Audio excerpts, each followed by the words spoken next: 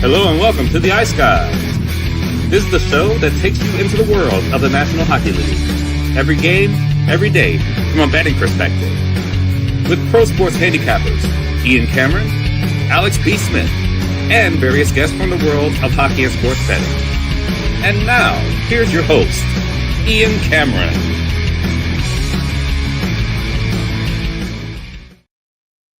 Welcome to the Ice Guys, Tuesday, December 17th. Ian Cameron, Matt Robinson, and a Tuesday card filled with a busy night of action as we usually have on this day of the week. 10 games tonight in the NHL. Looking forward to breaking those down in just a moment.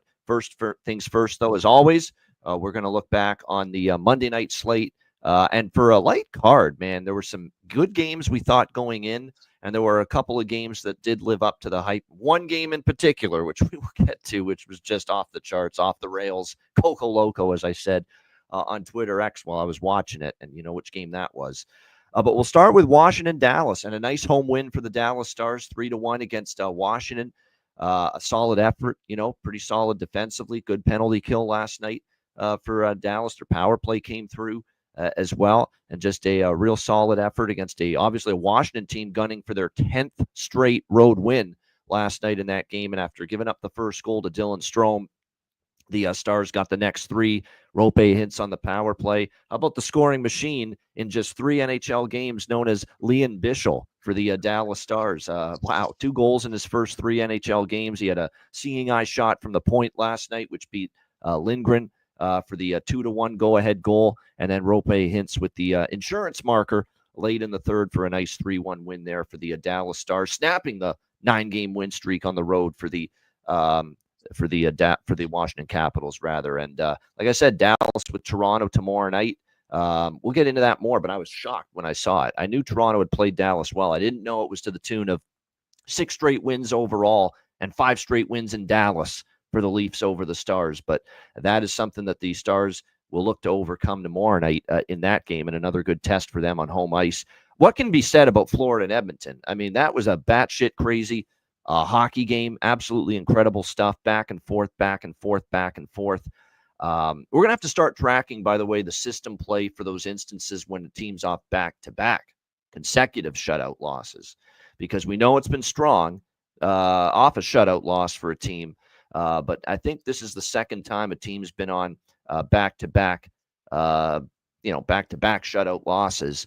And it happened earlier this year, and I remember that game was just a boatload of goals. And we saw that again last night with Florida off the back-to-back game. So it was nice to cash the over by Fekta.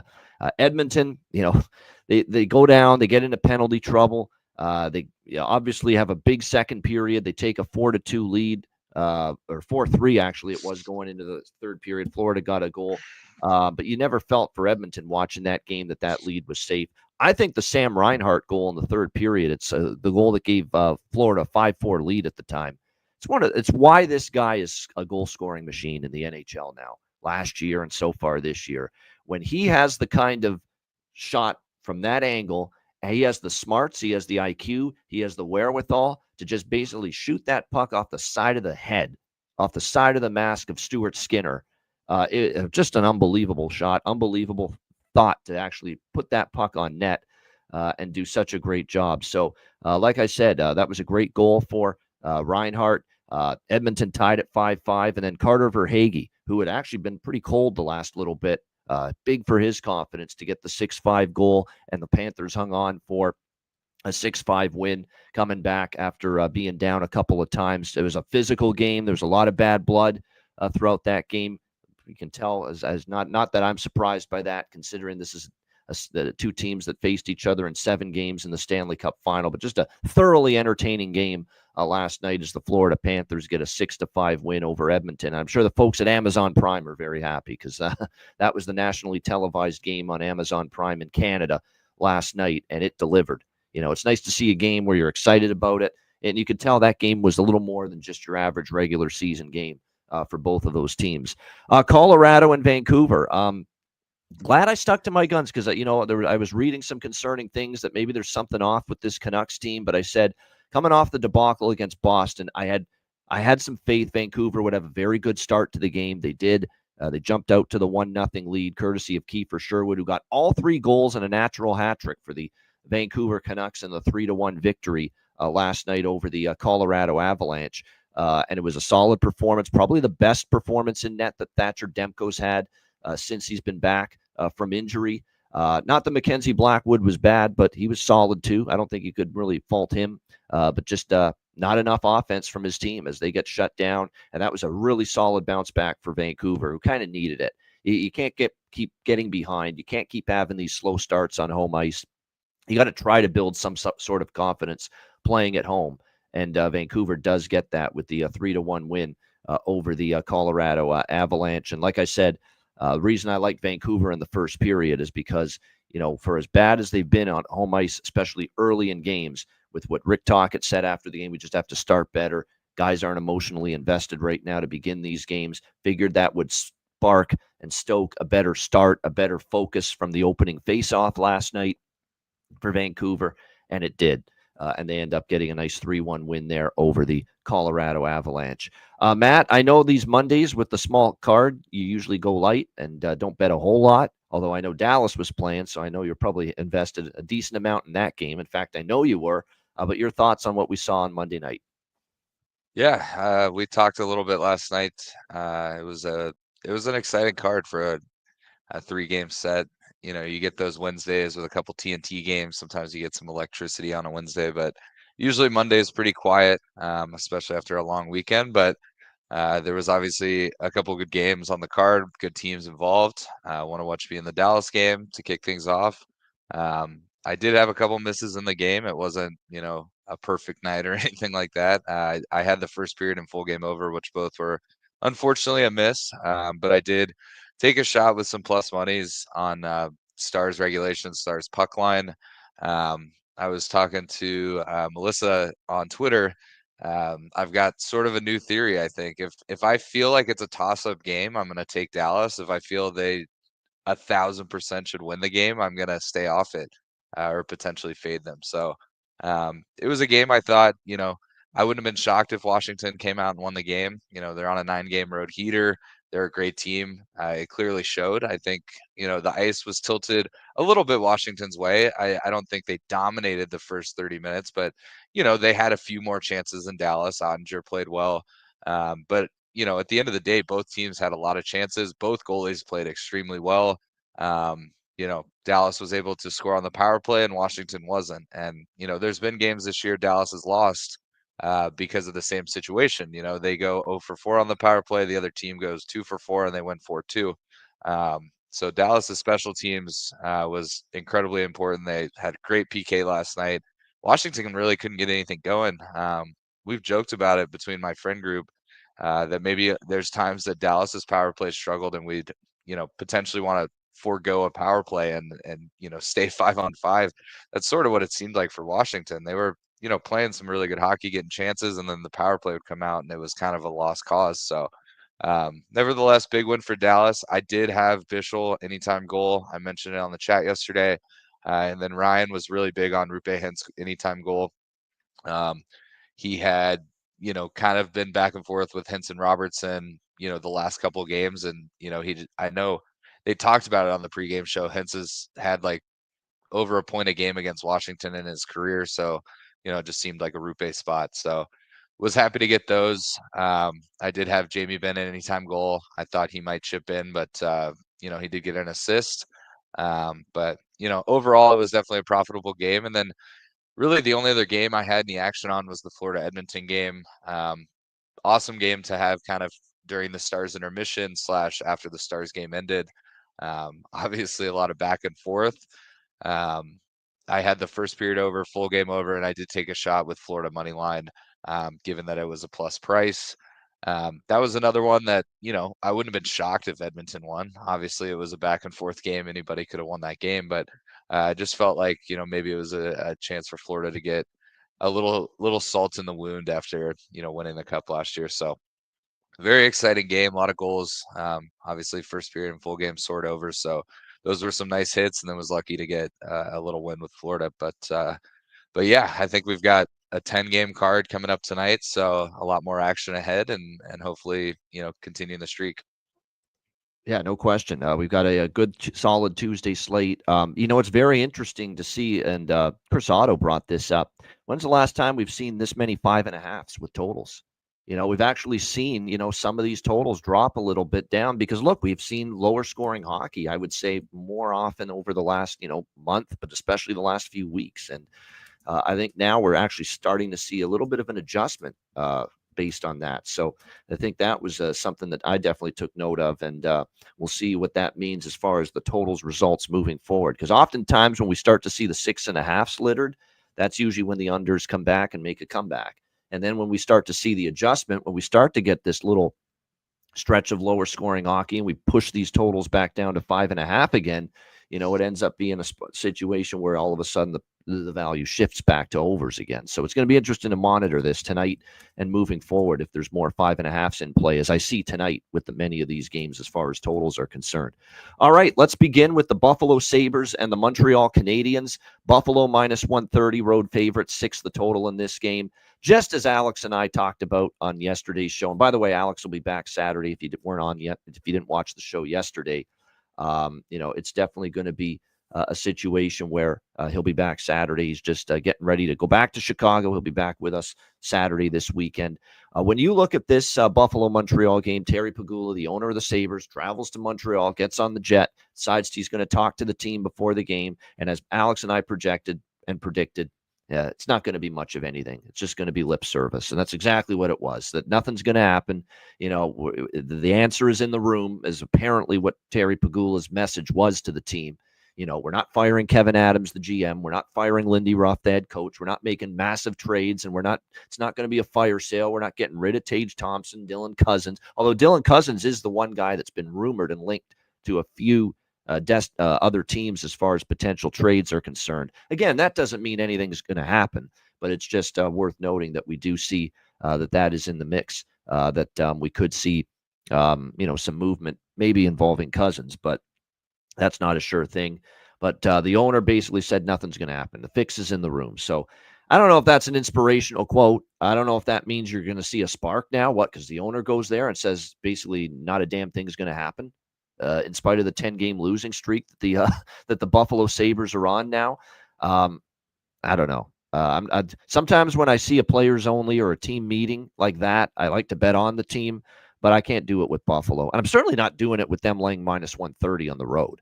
I mean, can't do it. When they get what I would suggest doing is if Buffalo gets the lead in this game, which is very possible because in 6 of the 10 losses that the Buffalo Sabres have endured during this 10-game losing streak, and 6 of those games they have had a lead at some point. So if that's going to be the case again here tonight, I would say don't bet Montreal plus 110 pregame. Wait to see if Buffalo gets a lead, and maybe you do get Buffalo coming out strong, which they did against Toronto, which they clearly have shown the ability to get off to good starts, but finishing games, holding leads has been a major problem for the Buffalo Sabres here during this losing streak. So that's definitely my approach, is that I'm not getting involved in this game pregame. What I'm going to be looking to do is exactly what I just mentioned. If Buffalo's got a lead, we'll live bet Montreal at some point. We'll get an even better price with the with the Montreal Canadiens during the game if they end up falling behind. So that's my approach right now as far as this is concerned. I do like a small over by Fecta in this game. Buffalo's not defending very well. We've seen Montreal, especially at home against lesser opponents, even against lesser opponents, their offense gets rolling. I could see that happening here against this Buffalo team. But I think Buffalo coming off the, whatever, words of encouragement or, words of, trying to spark something that their owner gave them. I think it's going to spark something more offensively than defensively, because I don't like where their game is at. They missed Dahlin too, and Dahlin offensively, they actually miss him defensively. And now I believe one of their key defensemen might also be missing this game as well tonight, as I just bring up the updated lineup here for the Buffalo Montreal game tonight. I'm pretty sure it's just Dahlin. Thought for a minute there was going to be another defenseman out for them tonight, but no. Who was I thinking of? I was thinking of Samuelson. Yeah, but he's playing Matthias Samuelson, so he's good to go. It's just Dahlin, but nevertheless, this team's struggling to keep the puck out of the net, so it is an over by Fecta for me, and I am targeting Montreal in this game, but I'm going to wait to take my chance that maybe Buffalo does take the lead, and we'll get a better price to bet Montreal live in-game. What do you think here in this one, Matt? Buffalo, Montreal. I tend to agree with you. I think, I do think this, whatever it is, news coming out of Buffalo will spark a little bit, but I think it's going to, if anything, spark offensive play. So I'm not going to back the Sabres. I could see them winning this game, no doubt. It's not like Montreal is a team that's been dominant by any stretch, but I like overs here. So I really love the first period over. And then I might sprinkle a little bit on the full game over. I see, you've got it at 6.5. I do see some places have it as low as 6. That's a typo. It should have been 6. It's 6. Okay, it's 6 gotcha. across the board. Yeah, there we go. Yeah, I was gonna say I can see it like minus 110 at 6. So, I think that's a fair shot.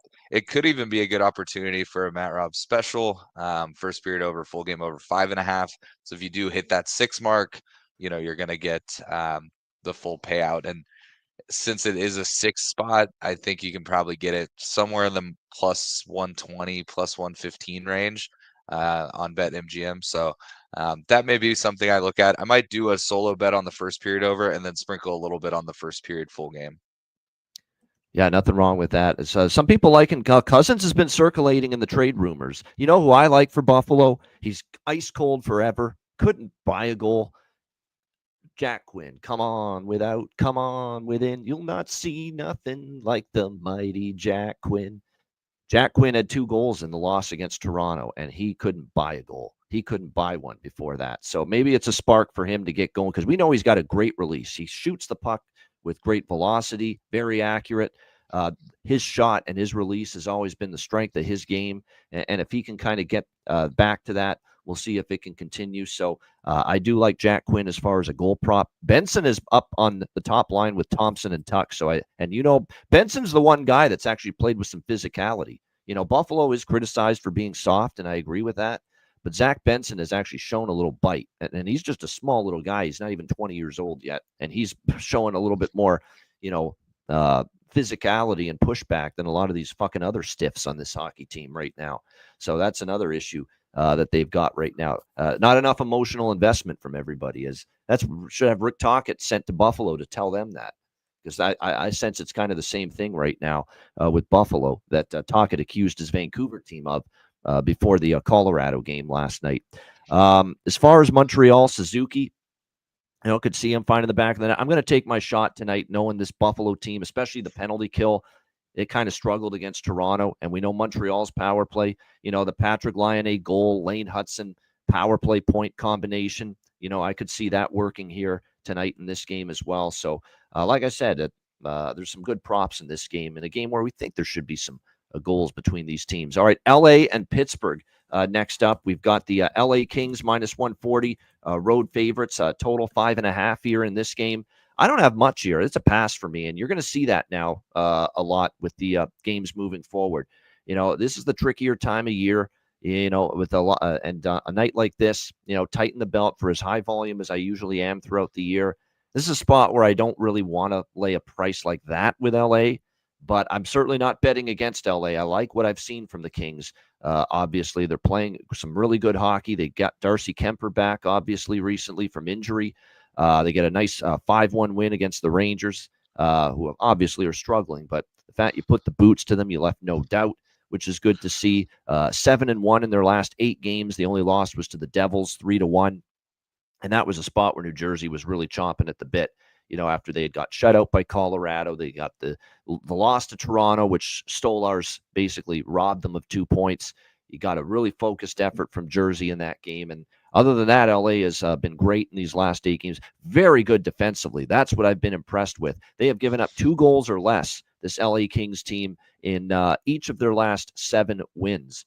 So we'll see if that trend continues here tonight in this matchup between them. So it's one of those deals where LA's in great form.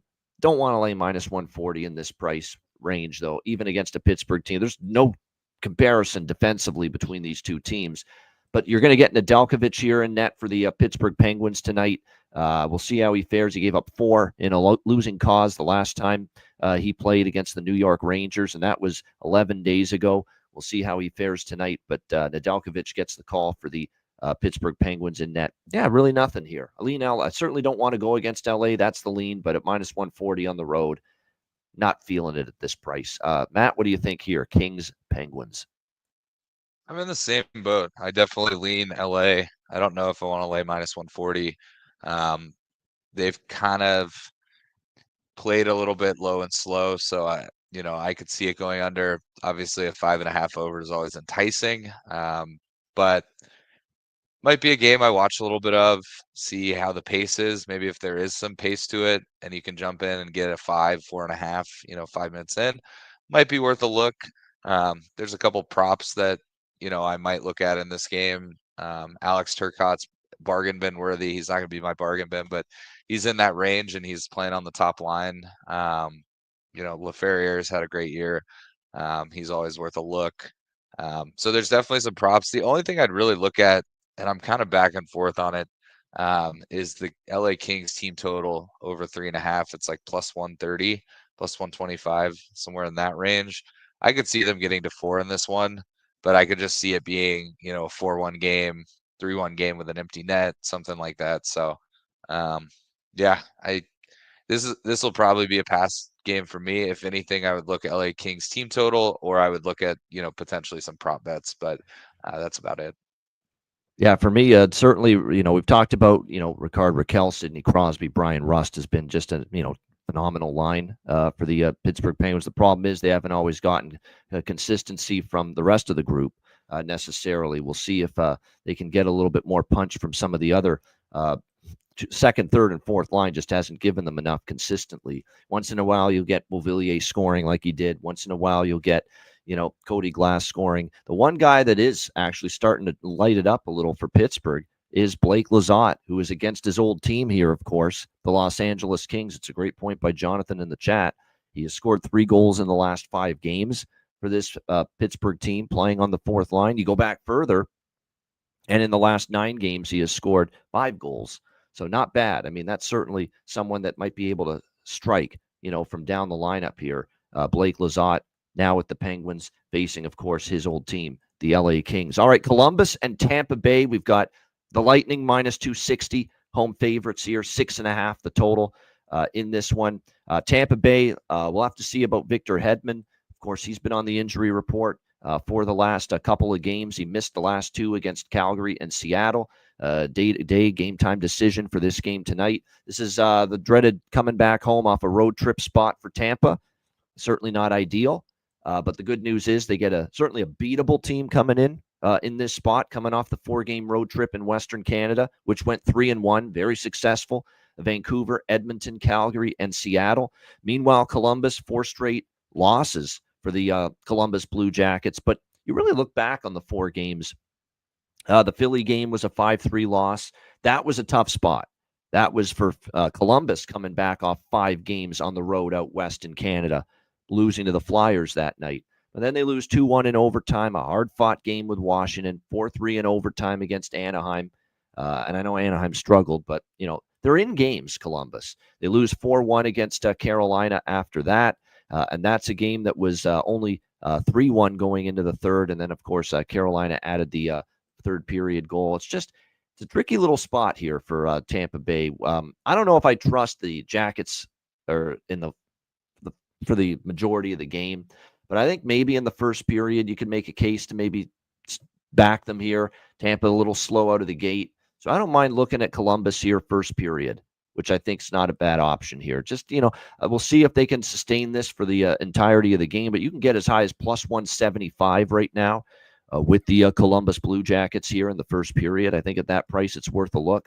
Vasilevsky in net for Tampa Bay, and it will be Jet Greaves getting another start here for the Blue Jackets. This will be his 3rd start since he's been called up. He's given up 6 goals in the first 2 starts combined, so an average of 3 allowed per game.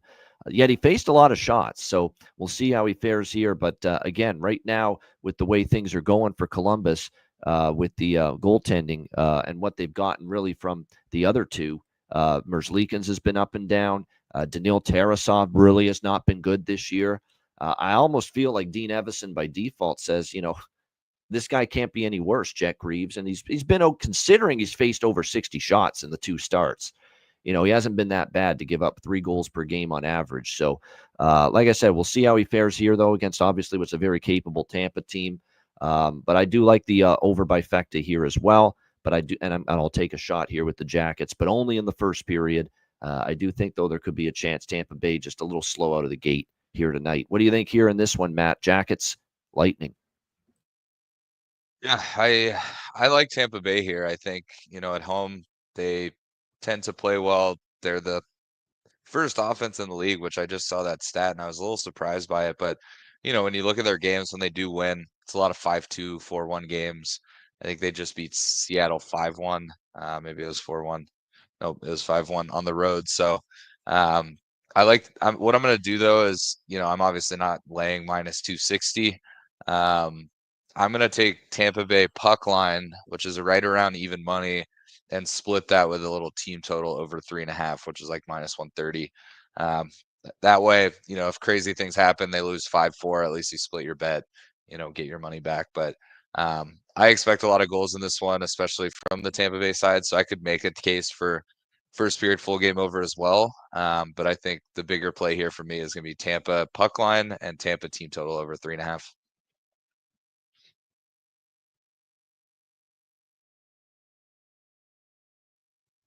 I think you're muted. Sorry about that. Yeah, so Matt liking the Tampa team total over and the Tampa puck line, and a little bit with the over by Fecta. I want to point out with Tampa at home, they've really been seeing some higher scoring hockey games of late. Their last 4 home games were 4-0 to the full game over, 3-1 to the first period over. So there you go. 4-0 to the full game over, 3-1 to the first period over for Tampa Bay in their last 4 home games. And they've been scoring. They've also been playing a little loose defensively at home.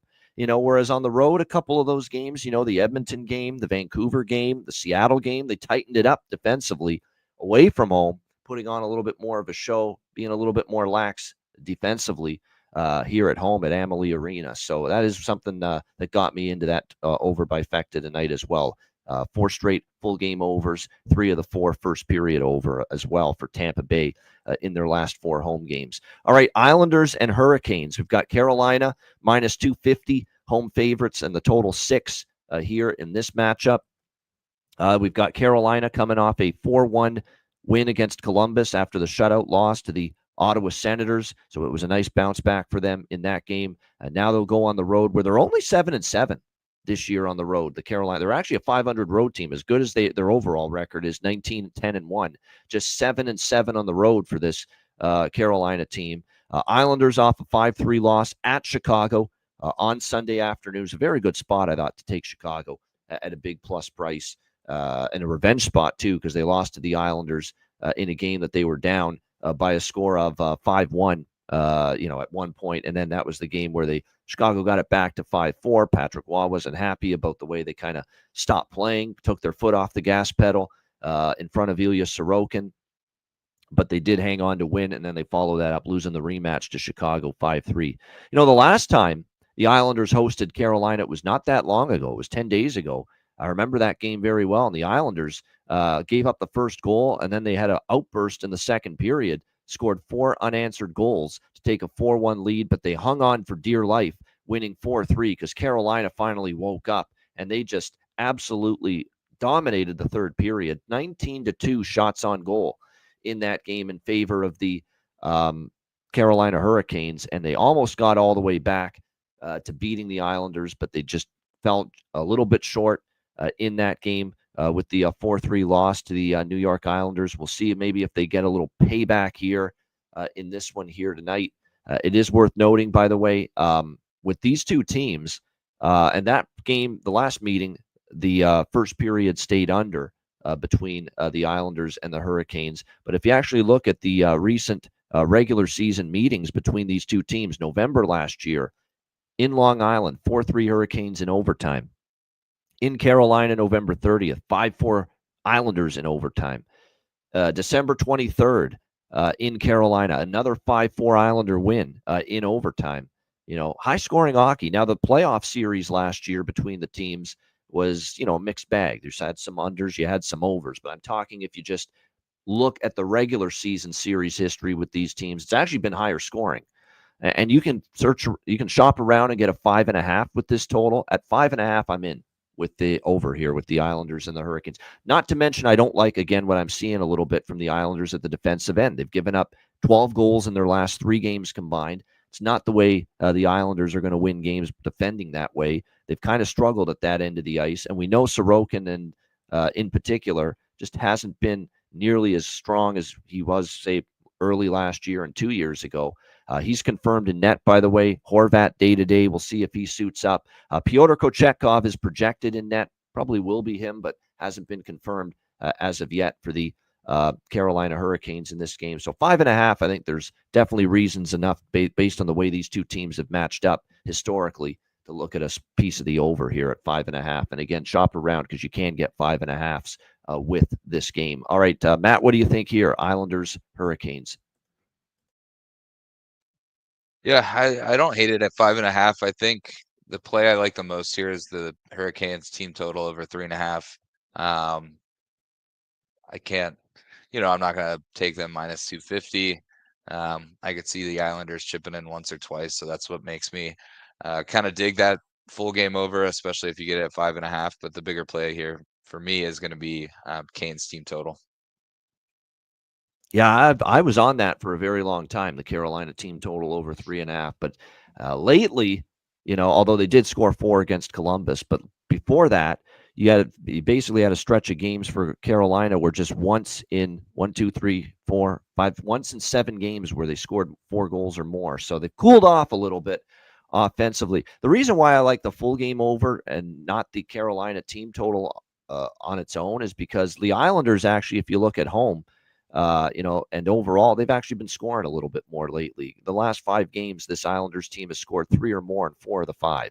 So we've seen a little bit more of a punch from this team offensively. We'll see if that continues for the Islanders here tonight. All right, next up, we've got the New York Rangers and the Nashville Predators. You've got Nashville minus 145 home favorite, 6 the total in this game. I mean, you couldn't fucking pay me with a free bet to bet aside in this game.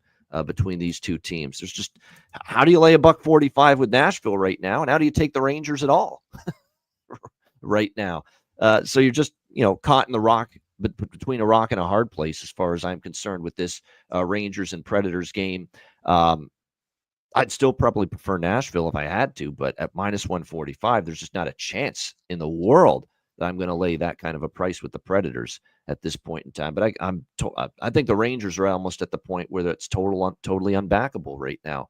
I'm hearing rumblings that they had some kind of team meeting, just the players talking about Drury and just being upset about how he treated Trouba and some of the other shit he's done the last couple of years. You got to figure there's just a lot of demons and bad voodoo right now going on in that Rangers dressing room with all of these issues and with all of these struggles. So this is just one of those games to just watch with fright because of just how,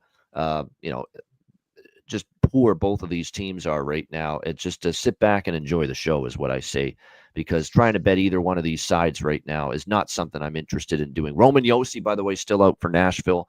He won't play tonight. The Breadman, Artemi Panarin's also been ruled out for the New York Rangers. Upper body injury, won't play tonight against the Predators. So you got key absences on both sides. Shesterkin confirmed in net for the New York Rangers tonight. Don't have a confirmation yet for Nashville, but projection of UC Saros to get the start here. When in doubt, bet the draw. That's what I would say. If you don't like either side, bet the draw. But even the draw, I don't. This is such a high variance game where, if when in doubt, bet the draw. But I could see 5-1 Nashville. I could see even, 4-1, 4-2 Rangers because Nashville's flighty. So this is just a game where it's just stay away. The voice inside my head is telling me that, and I'm going to listen to it. Matt, what do you think here? Rangers and Predators. Couldn't agree more on the stay off the sides here. Can't back Nashville at that price. Can't back the Rangers ever right now. So dumpster fire of a game tells me one thing. I'm just going to enjoy it and hope for goals. So I'm going to do a little same game parlay. First period over 1.5, full game over 5.5. Both teams have guys that are good, offensive players individually. So, when two teams are in a dumpster fire, it may just be like a drop in where there's chances on both sides, left and right. We've talked about it the last couple Nashville games. They've got more or less an AHL defensive core out there right now. Guys want to prove themselves though. Guys get called up, guys want to score goals, guys want to make a good defensive play, try and earn their contract, whether it's this year or in the future. So I'm just going to hope for goals in this one. It will be a game that I probably try and tune into just because of the dumpster fire going on in both dressing rooms. And what's crazy is, Nashville has been probably the biggest disappointment as far as, preseason hype to current form. And I still think the Rangers might have more demons and dumpster fire going on in their locker room than Nashville. So Nashville, it just seems like nothing's going right for them. And then in New York, it seems like there's some things that could be controllable that aren't being controlled the right way. So yeah.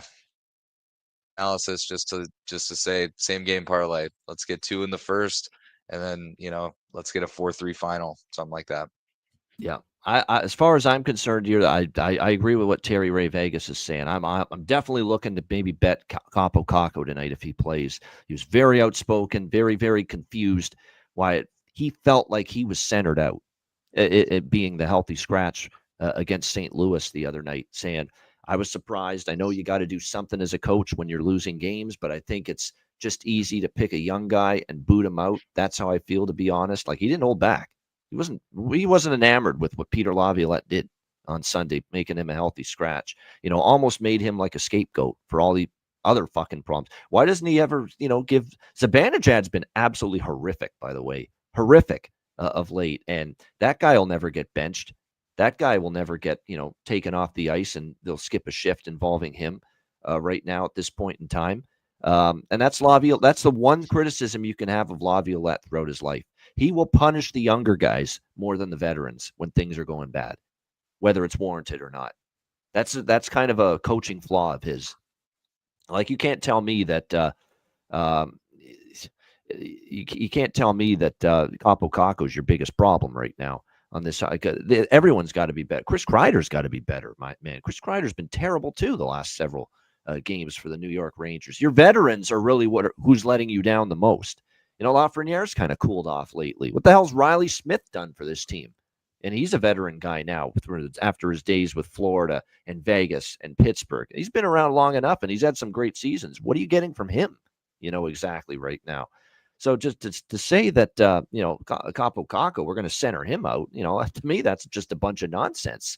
And Peter Laviolette, again, kicking the young players while they're down at this point in time. So, like I said, we've got a Rangers team that's just all over the map. I will say this, though. If Caco plays, I think he's a good goal prop candidate tonight. And it sure looks like he's going to be back in the lineup. I haven't seen anything to indicate he's not playing, and that it's probably just a one-off that he got scratched against St. Louis, because that should motivate him and fuel him to be good tonight. And you're getting a good price north of plus 400. I would also say, if you're going to bet anyone to score right now for the Rangers, look at Brett Berard on the second line. That guy's giving you energy most nights. I like the way he's competing on that ice for the Rangers, and Will Cooley is the other one. And I know John Massey, our resident Rangers fan, would agree with that those two guys are probably worth a look as far as props tonight for the Rangers, if you're going to go in that direction. Right now, O'Reilly being back, should make a difference. And we saw him get the 2 goals and 1 assist against Dallas, in his return. This will be his 3rd game back. I mean, at least you got something, to help you out at the center ice spot. Even though you're still not great down the middle, it was even worse. It was just almost just horrifying to look at the Predators' situation at center ice when O'Reilly was out. And at least with him back, certainly going to be, and that's true. Stamkos not a natural centerman, and yet there he is on that center ice position tonight for the Predators. So, like I say, these two teams are screwed up so much, words can't explain it right now. But there are a few props I like, as I mentioned, for that game. All right, next up, we've got New Jersey and St. Louis. We've got the New Jersey Devils, currently minus 180, road favorites, 5.5 the total in this game. I remember being on St. Louis in New Jersey just recently. I think the second game with Jim Montgomery as head coach after he got hired, and St. Louis went into New Jersey and not only beat the Devils, they shut them out. So it was very impressive. Now you got New Jersey trying to not return the favor as in get a shutout, but obviously get the win here against St. Louis. I think I'm pumping the brakes now on the just taking St. Louis blindly every game. We certainly did that with great success for the first 5 games, but now they've gone 2-3 in their last 5 games, losing to Edmonton, needing overtime to beat Vancouver, losing to San Jose, losing to Dallas. They got outplayed in that one. And yeah, they beat the Rangers, but the Rangers are an absolute mess right now. And there was kind of that feeling of St. Louis hanging on for dear life a little bit at the end of that game against the Rangers, which I was happy about because I was on the Blues, but that got a little too close for comfort, down the stretch of that game for the Blues against the Rangers. They do feel like, yeah, they got the bump from Montgomery. They've kind of leveled off. Not, they haven't obviously played poorly, but they've leveled off a little bit, a little more up and down, a little more inconsistent, win one, lose one kind of deal for the St. Louis Blues. And it's worth noting, after each of their last 2 wins, they have lost the next game. So I'm not eager to back St. Louis tonight, even though they've been good to me. And we've talked about Dylan Holloway ad nauseum and all the goals he scored, although he's cooled off a little bit now. A few games, I think he's 3 games now without a goal for him after that crazy stretch of 7 goals in 6 games. So I'm off St. Louis tonight, but I'm not laying this price either with the Devils. The Devils are off back-to-back home wins against the Kings and the Blackhawks, 3-1 and 4-1. Really solid defensively, worth noting in both games, only giving up 1 goal, which is good to see. And how about the fact that in those 2 games against the Hawks and the Kings, and not to mention the game they played against Toronto where they deserved a better fate, they've given up sub-20 shots on goal, sub-20 as far as shots against for the Devils in 3 straight games. So they're definitely playing with a good amount of defensive focus right now. So I'm not involved in the total. I'm not involved in the side. This is just a stay off for me. There are a couple props I like, which I'll mention, though, in a minute. What do you think here, Matt? New Jersey, St. Louis. Similar for me. This is a pass game for me as far as sides and totals. Obviously my boy Stefan Nason has had 0 points in the month of December. He's still playing on that first power play unit in St. Louis, being a bottom 10 penalty kill in the league.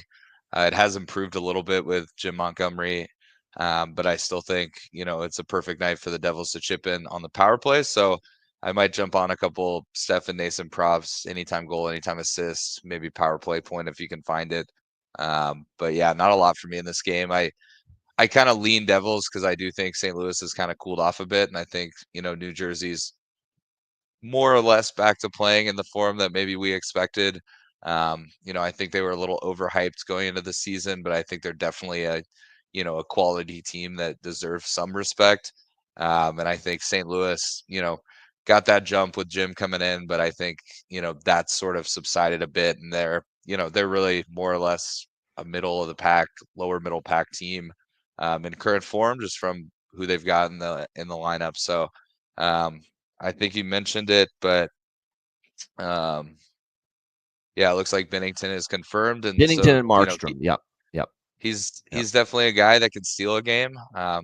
He can have a really elite game, and St. Louis can slip away with this one. But I lean the Devils here. I'm not going to lay -180, so I'll probably just stick with a couple props.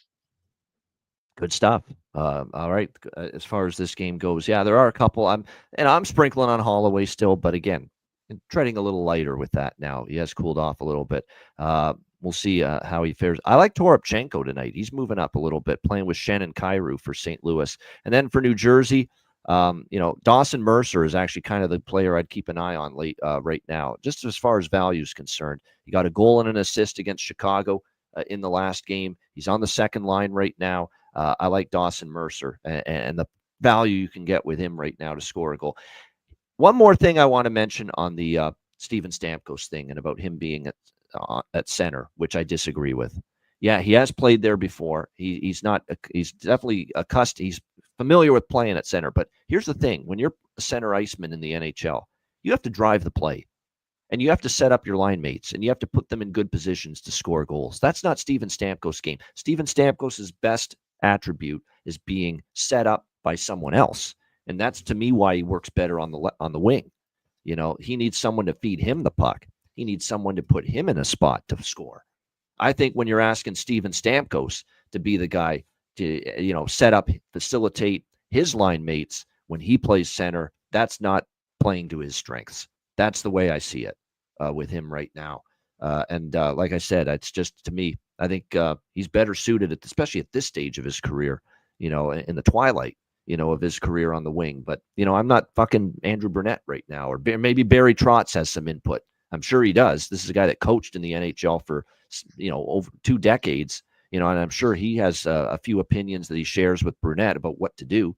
Not that he'd ever tell Burnett what to do, because Burnett's the coach, not him. But the bottom line is, like I said, Stamkos at this stage of his career, like I said, he's the guy that should be fed the puck, not the guy trying to drive the offense, drive the play at this stage of his career. So that's why I don't know if this is the greatest idea or fit at the moment for the Predators.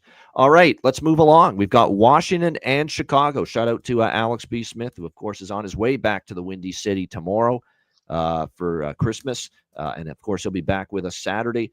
His Blackhawks hosting the Washington Capitals. We've got Washington minus 200, road favorites. The total in this one, 6, shaded to the under in this game.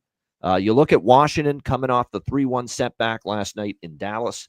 It is a back-to-back situation now for the Capitals here, taking on the Chicago Blackhawks, who certainly have the rest advantage, and that's significant at this time of year. Keep in mind, this month of December, in comparison to the first 2 months of the year, across the league, these 32 teams are playing way more games in the month of December than they did in October and November. You're seeing a lot of games in a condensed period of time, increased number of back-to-backs, at this time of year. So what I'm trying to say is when you have this kind of a schedule at this time of year and one team has a distinct rest advantage over the other, it's significant. And for Chicago, they did have the back-to-back over the weekend, but they have now been at home since Sunday. Stay at home here. You got Washington now on a back-to-back, also 3rd and 4 nights for the Capitals, home to Buffalo, in Dallas, in Chicago tonight. Not easy. A little bit of a rest advantage here for this Blackhawks team. I sprinkled on Chicago here, at plus 170. I think this is a tricky spot. It's a Chicago team that I still think, with Sorensen, since he's been there, has it always been pretty? Has it always been good? No. But one thing you cannot deny is that this team is playing some really competitive hockey. I like that we finally saw the offense get on the board for 5 against the Islanders, that Connor Bedard, who I think part of the reason why they said see you later to Luke is because Bedard was starting to regress a little bit under Luke Richardson this year. You need him going. You can't have Connor Bedard taking a step back, in this particular time of his career. And now he's starting to play a little bit better here, these games under Sorensen, the last few, and to get the game-winning goal in the final minute, against the New York Islanders on Sunday, that's got to be a confidence builder for him. There's no doubt. They're coming off that 5-3 win. I think they've talked for a long time about trying to build this home record. I mean, if you're betting this based on the home performance for the season of Chicago and the road performance in the season for Washington, you're taking Washington here. There's no doubt. Chicago's only 5-8 at home. Washington's 12-3 on the road. But I just think with Washington having that road win streak snapped last night and asking them to turn around, come back and play tonight against a scrappy Chicago bunch, just think in this spot, they're a little overvalued at Washington. And we haven't said that for a while, but, there's been adjustments to how good Washington's been this season. And I think for Chicago, there's a chance they could come out of here with the W. So at this price, Chicago plus 170, I don't mind taking a shot. I like this over by Fecta quite a bit. I know the Washington first period overs have cooled off, and we saw another under in the first with Washington last night. But still overall, long term, we're talking about Washington still being 16-5 to the first period over in their last 21 games. I still think Chicago is a team that's trying to push pace, trying to get the defense more involved in the rush offensively and playing to try to score more goals. So you can get over 1.5 here with Washington, Chicago in the first period. And again, shop around because you could find a very reasonable 5.5 with the full game over as well. Minus 120 at Bet365, minus 122 at FanDuel. Shop around. You can get a good price for over 5.5. So I like that. Over by Fecta, and we'll sprinkle for a shot on the upset with the home dog, Chicago, here in this one. Matt, what do you think here? Capitals, Blackhawks. That's sort of how I feel. I mean, I know Jonathan mentioned it in the chat that all 6 games the Caps have had on the back end of a back-to-back have had 6 or more goals. 4 of those have had 7 or more goals. I think it's a good game for a same game parlay, or you can just split it up and take a first period full game over at 6. And if I was to take a side, I would take Chicago here. I still think Washington's a great team. We talked about it pre-show. I thought they had some elite play last night. Didn't get the bounces they needed, and hopefully they're having a power play meeting today to kind of get things in sorts. But I think they mentioned on the broadcast the only team with a better home PK than Dallas this season is Chicago. So might not be the best game for the Capitals to get their power play figured out. But I do think I sort of lost my train of thought. I do think, the Caps have a chance. That's happened to me before too, so don't feel bad. What I was going to get into is the Caps. I think had they won last night and they're trying to keep that road win streak alive, I think I'd be a lot more hesitant to back Chicago. But I think that was something that was in the back of their heads. We're rolling game 7 on the road, game 8 on the road. Once that's snapped, it's not really something I thought. So, for them to be on the end of this back-to-back, they may just, lay an egg here and lose to Chicago. And I think I saw someone else in the chat mention that their next game is against Carolina, so they may already be looking ahead to that. So tough spot. I think Chicago's got a chance here. I'm not going to lay the house on it or anything, but just a little sprinkle on Chicago, and then I'll be a little heavier on the first period full game over. All right, good stuff. Yeah, as far as the goaltending for this one, Logan Thompson is projected, not confirmed, and Arvid Soderblom projected, not confirmed, though, for the Chicago Blackhawks. Taylor Hall, status uncertain. Yes, game time decision. He wasn't on the ice for the morning skate, so he may not go tonight for the Blackhawks. Keep an eye on that. But I'm still going to take a shot with Nazar to score a goal. Nazar for Chicago. He's a guy that, just got called up. I know no points in the first 2 games. Tara Vinen is someone certainly that's been doing well lately. We've seen even Bertuzzi pick it up. Look at the defensemen too. Start to look at the Chicago D-men potentially because they're shooting the puck a lot more. And we've even seen it with Alex Vlasic, who's become one of their very solid young defensemen here of late. So no doubt, like I said, with him shooting the puck more, that's what Sorensen wants. He wants the defense jumping into the play, shooting the puck more, joining in on the rush, joining in on the offense. So some of these defensemen, it's not the worst idea in the world. For Washington, it seems like I've mentioned in the same players here, but it's true. McMichael on the top line, Wilson, Protas, they're all on the top 6. They've all been very strong for this team offensively. Now they only get the 1 goal, and I think that plays well for those for the 2 legs of the over by Fecta tonight. That we could see, yes, a tired Washington team, as Russell says in the chat, but also a team that's, trying to get their offense kick-started again, after only scoring 1 goal last night in the loss against the Dallas Stars.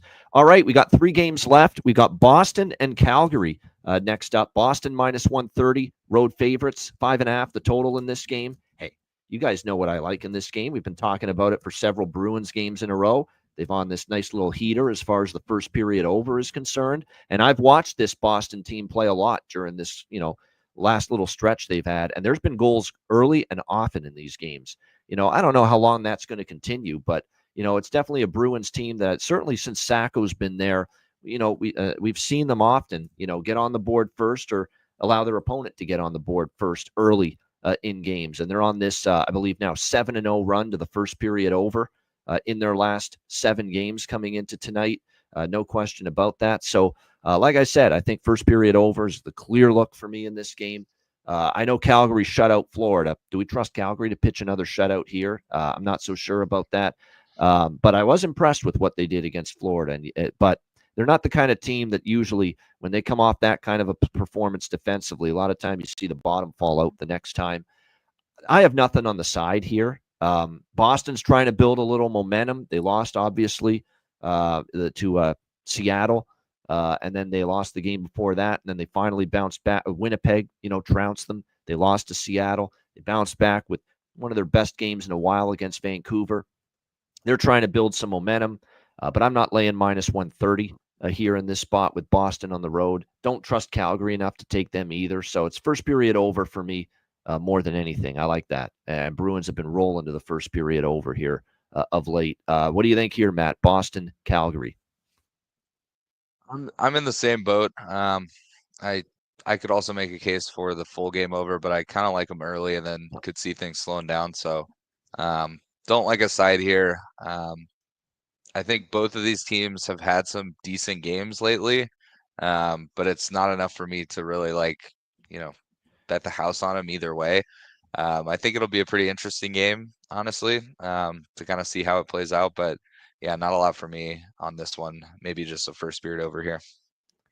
All right, good stuff there. Yeah, at home they've been, like I said, Calgary's 11-4-1 at home. It's that's quite the home record that they've had at the Saddle Dome. I'm trying to see what they've done in games after shutting. I'm interested now because off the top of my head, this is not a team I'm fully, trustworthy of after a shutout win. Let me see. We're going to do a little on-the-fly analysis and research and deep dive into this with Calgary off a shutout win because I don't think it's pretty for them off a shutout win. Okay, they shut out New Jersey 3-0 November 1st. They lost the next game 4-2. So there's one indication of them off a shutout win. They shut out Nashville at home 2-0, and then they beat the Islanders. Okay, there's one that was positive, 2-1 in the shootout win. They shut out Columbus 3-0 just recently. It was a few weeks ago. They lost the next game to St. Louis 4-3.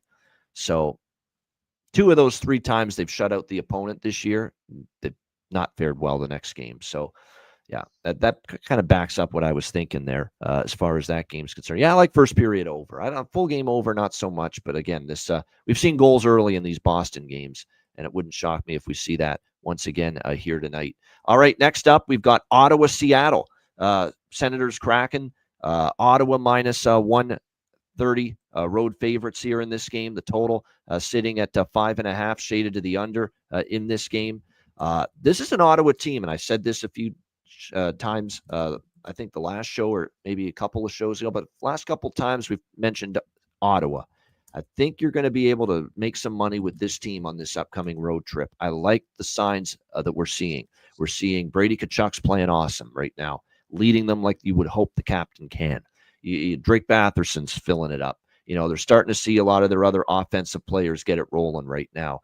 There's going to be money to be made here with Ottawa, I think, on this road trip, the way they're playing. Ullmark is in a complete and utter groove again. 6-0-1, sub 2 goals against average.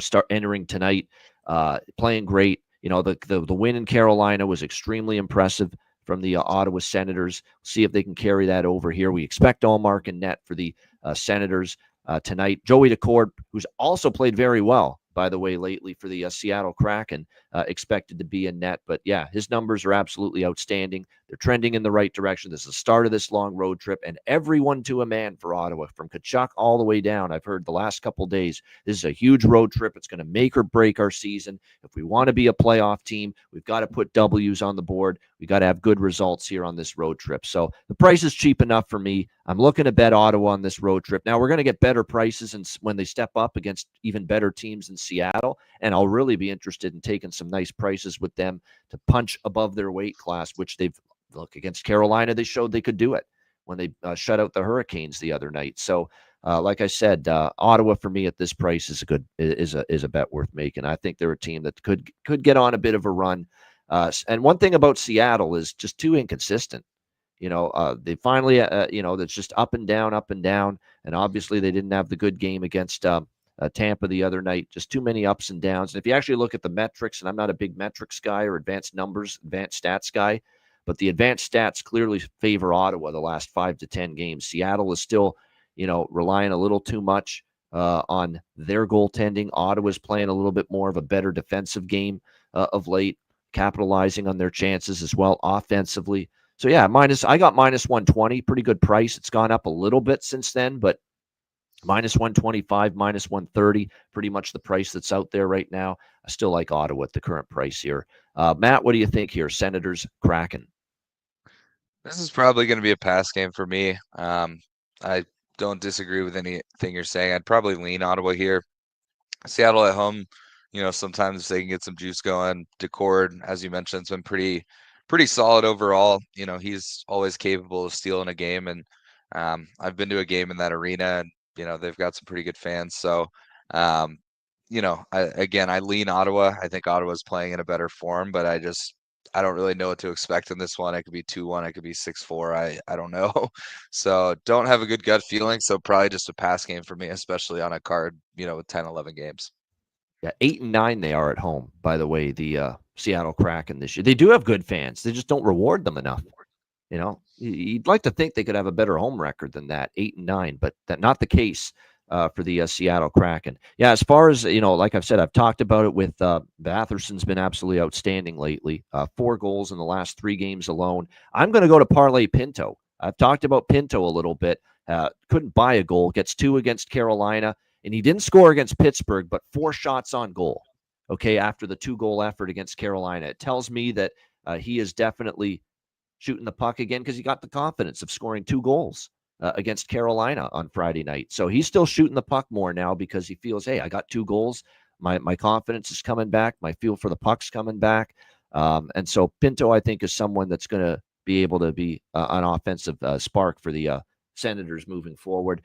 Seattle, Shane Wright, he's played well lately. You're still getting some very solid prices with him to score a goal right now for the Seattle Kraken. I keep thinking, and that a couple of their Bjorkstrand has also picked things up lately. 4 goals in the last 4 games. Chandler Stevenson with 4 points in the last 4 games, including a goal. Could you go in that direction as far as a prop potentially? But yeah, definitely a good prop game.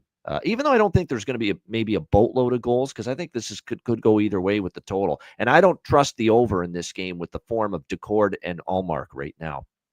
Both of them are playing very well for their respective teams. All right, final game for this huge Tuesday night NHL card. We got the Winnipeg Jets taking on the San Jose Sharks. Winnipeg minus 220, road favorites. Total of this game sitting at 6, shaded to the under. You look at Winnipeg. Winnipeg's not a team I'm laying 220 with at the moment. I know they're obviously a team that had that blistering start, and they've clearly capable of beating San Jose, and this is a team they've beaten repeatedly in recent meetings, 3 straight over San Jose. But some of them haven't been easy, though. There's been a couple of 1-goal games for the Jets over the Sharks. I know earlier this year in Winnipeg, they pummeled them by a score of 8-3 when they were off that huge start this season, the Winnipeg Jets. But I'm not comfortable laying this price with them on the road. And by the way, on the road, they're 11-6, which is still pretty good. But compared to 11-4 at home, not quite as good. And San Jose is a respectable 6-8. They've had trouble on the road, 5-14, but 6-8 in the Shark Tank at SAP Center. And you look at the Utah game at home, 4-3 loss. They beat Seattle at home. They beat LA at home. They only lose by 1 goal to Ottawa, 4-3 here at the Shark Tank. In fact, each of their last 2 losses have been by 1 goal here on home ice. They play scrappy. They play feisty, San Jose. So not in this price range do I like Winnipeg. It is worth noting if you go back and you look at these San Jose results here on home ice, and it doesn't surprise me with such a young group that you're getting a little bit more gusto from them when they play at home with the likes of Celebrini and William Eklund and a lot of the young players. They've got Will Smith, Zetterlund. Now they got Kovalenko as well in the trade in the Georgiev Blackwood trade that they completed just recently. So there's been a solid, sturdy, spunky effort here from the San Jose Sharks more often than not, particularly here on home ice. And even some of those road games weren't that bad. They only lost at Florida 3-1. They only lost 3-2 at Carolina. Competitive losses to very good teams. But again, you look at them here on home ice. They had the 4-3 loss to Utah, the 8-5 win against Seattle, 4-3 loss to Ottawa, 7-2 loss to LA.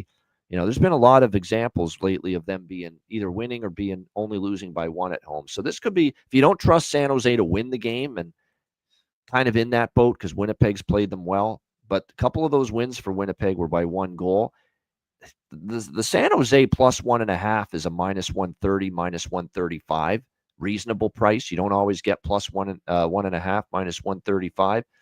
You could look in that direction potentially, but other than that, not a strong opinion for me on this game. Just a lean to San Jose, maybe plus the 1.5 in this one. Matt, what do you think here? Final game, Jets, Sharks.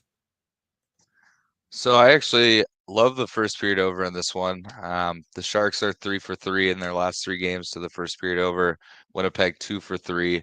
As you mentioned, I think I actually am going to take a small shot with San Jose. Nothing major.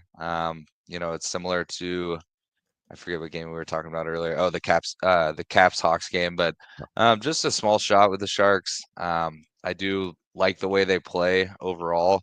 They're obviously a year or two out from being in the mix, I would say. But I do think they're one of those teams that can win on any given night. They're a big step up from what they were last year. Last year you were having to take them, plus 3.5 to even have a shot. There were a lot of lopsided losses, but they're a feisty team. They've got some really good young talent. Obviously, Celebrini has been lights out when he's healthy. So I'll take a small shot with San Jose here. I think Winnipeg's cooled off a bit. They're still a great team. They're still going to be in the playoffs. Hellebuck can show up any given night, but I think they're kind of at that point. They cooled off a bit. You got the holiday break coming up in the next week or so. This is a spot I think the Sharks could maybe steal a win. And maybe I'm a little bit pulling for them as I need the Jets to lose a few games here. So maybe there's a little bias to it, but so your Dallas Stars can maybe make up some ground. Now see it all. Yeah. Puzzle pieces start to fit now. Yes. I living here in Reno. I have a lot of buddies that are Sharks fans. A lot of times they wouldn't take the Sharks very often the last year or two, but I talked to my buddy before the show, and this just seems like a spot. Maybe they steal one. Obviously, get a good price as well. But bigger play on the first period over. Both teams have trended the last few games to the first period over, and then obviously a little sprinkle on the Sharks. It'll be my late night final before bed game to watch. Yeah, no doubt. Should be interesting to see how it goes for Winnipeg. I'm going back to Shibrikov for Winnipeg. This guy's become my little diamond in the rough here lately. Move over Dylan Holloway. We found a new a bargain bin guy that's been chipping in, and he's been really good. And you're getting still really good prices, plus 400 for him. And we used him as a bargain bin special last week. Ended up scoring in that game for the Jets. And Macklin Celebrini is worth a shot every night, but I find at home he really goes the extra mile. Barclay Goodrow, by the way, could be with Granlund and Zetterlund. So there's some good value on the old veteran. Barclay Goodrow potentially tonight for San Jose as well. Kovalenko as well, playing with Celebrini and Toffoli means he might be actually worth a look as well. Maybe a little bit of value on his side as well, as far as this is concerned. Shout out to everyone in the chat. Hey, look who's here. It's Alex B. Smith. In the chat, who is getting ready for his flight back home to Chicago. He's got obviously a lot of stuff on the go today. Yeah, what's going on in the chat? Let's calm down, everybody. It's Christmas season here. Let's go. Peace, goodwill toward men. Let's go, and women for that matter. Let's go. Let's. It's Christmas time. Let's have some cheer here, not jeer, cheer from the chat. Good stuff. We appreciate everyone joining us, though. As long as it's just some ribbing, that's okay. We just don't want anything personal or anything, inflammatory coming from anyone in the chat.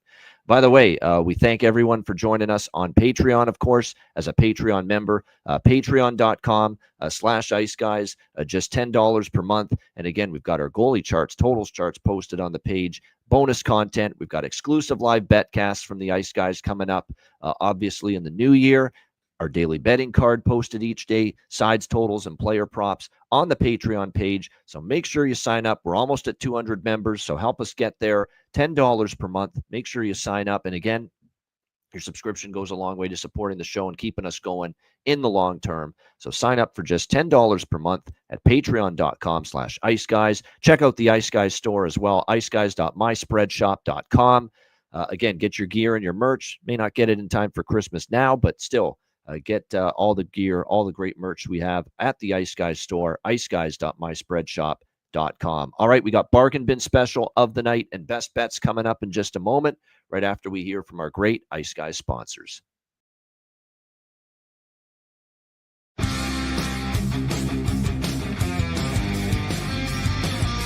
Support for the Ice Guys podcast is provided by Boston Hemp Incorporated, Manscaped, Power Play Sportsbook, Raise Your Game, Tailgater Sofa, and a big thank you to all that subscribe to the Ice Guys Patreon page.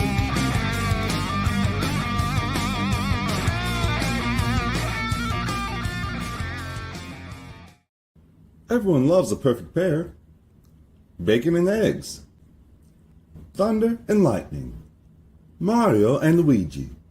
A hot dog with fries. Ian and Alex B. That's right. Everyone loves a perfect pair. So why not pair up your game nights with Boston Hemp? From exotic flower to concentrates and edible products. You'd be hard-pressed to find a better pairing than Boston Hemp and hockey. Check them out today at bostonhempinc.com. That's bostonhempinc.com. Boston Hemp Incorporated, the official smoke sponsor of the Ice Guys. Void where prohibited by law. Not available outside of the United States. Must be 21 or over to obtain products. Check your local regulations to see if Boston Hemp is available in your area. Shout out to all our great Ice Guy sponsors, including Boston Hemp Inc. Again, 20% off all orders on the site using the promo code Ice Guys at bostonhempinc.com. All right, bargain bin special of the night from this 10-game menu in the NHL on this Tuesday night. Matt, we'll start with you. What do you like tonight for your bargain bin special? Tonight for the bargain bin, we're going to take another shot on it. As I mentioned, no points in December, but the St. Louis Blues have a struggling power play. So I'm going to take Stefan Noesen anytime goal tonight. I think he's going to score at some point. He's had a hot start to the year, hit a little bit of a cold patch, but I like him to get on the board tonight. I'm seeing it like plus 330. So we'll take Stefan Noesen anytime goal. It is a Tuesday night, which has tended to be the most lucky night that we've hit this. All right, there we go. Stefan Noesen. It's uncanny how many times Matt's been on the show and Stefan Noesen has scored when his Devils have played that very night. So we'll see if that continues here tonight with Matt Robinson going with Stefan Noesen here for the New Jersey Devils. And again, you can find pretty good price there still with him around the plus 350 range. Looks like the best you can find with that for Matt with his bargain bin special of the night. My bargain bin special of the night, we're going to Ottawa, Seattle, and we're going to parlay Pinto. How can we not? With a nickname like that, how can we not take a shot with him at least a couple of times for a bargain bin special? I was thinking of Shibrikov again. Kakko, I think if he plays, is a decent bargain bin shot. Lazat's not bad as well, as someone in the chat mentioned earlier as well for Pittsburgh against his old team. But I'm going to go with Shane Pinto. 2 goals against Carolina on the road. I think he's probably a little more comfortable on the road too, quite honestly. I find that he scored a few more of his goals on the road historically in his career. He had 4 shots on goal against Pittsburgh in the last game, even though he didn't score. So it shows you that the 2 goals he did score to bump the slump against Carolina gave him that confidence to shoot the puck more. And if he does that, continues to do that, I think he's going to have a good chance to find the back of the net. So Shane Pinto for Ottawa, plus 420.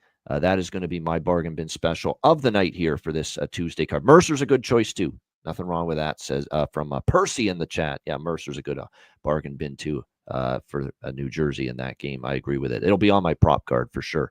All right, best bets. Matt, what do you like here for best bet?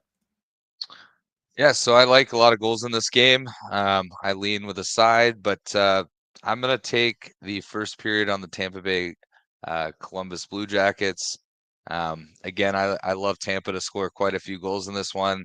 I know Columbus is capable of, chipping in 1 or 2. I could see a 2-1 first period or something like that, but doesn't matter. Even if Columbus scores 2 in the first, we just need 2 goals. So give me the Tampa Bay Columbus Blue Jackets first period over tonight in Tampa. That'll be my best bet. All right, good stuff indeed there. I like it with that one.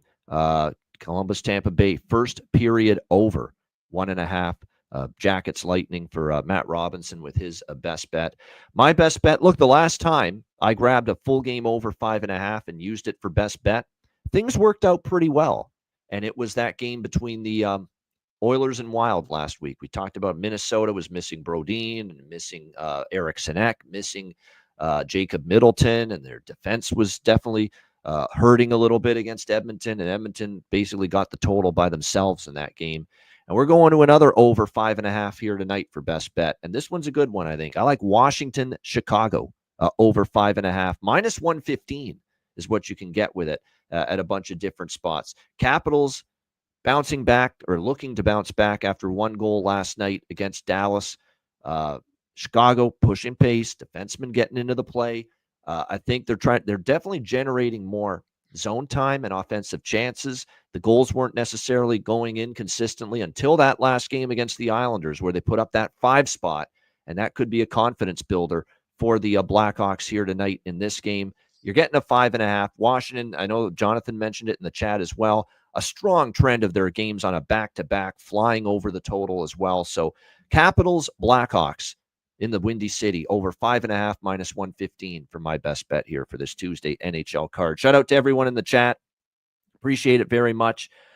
Hit the like button on the way out. And Matt Robinson might be back with me tomorrow, potentially, even though Wednesday's not normally his day, because we've got a Dallas game day tomorrow. He might be on tomorrow, and certainly he will be on Thursday, as he always is. We've got a guest planned for Friday as well to join me on the show. So I will have guests planned and in the on the radar until Alex gets back on Saturday. A reminder, the Ice Guys is live 7 days a week, Tuesday to Friday, 2 p.m. Eastern, Saturday, Sunday, Monday, noon Eastern. If you can't watch the show live, download the Ice Guys podcast in audio form on all major podcast platforms. For Matt Robinson, I'm Ian Cameron. Have a great Tuesday night. Enjoy the games and good luck. And we are back with you tomorrow on Wednesday, 2 p.m. Eastern for another edition of the Ice Guys.